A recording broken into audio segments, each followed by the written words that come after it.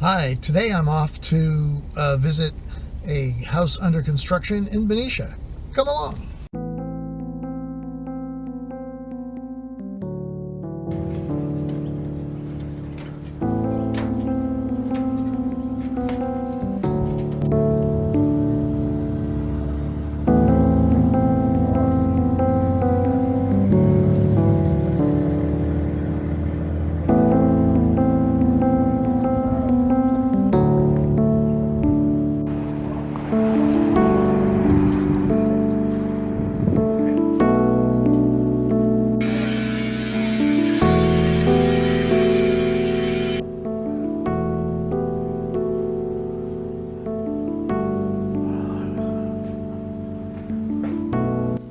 So we wrapped up just before it started raining, so that's a good thing.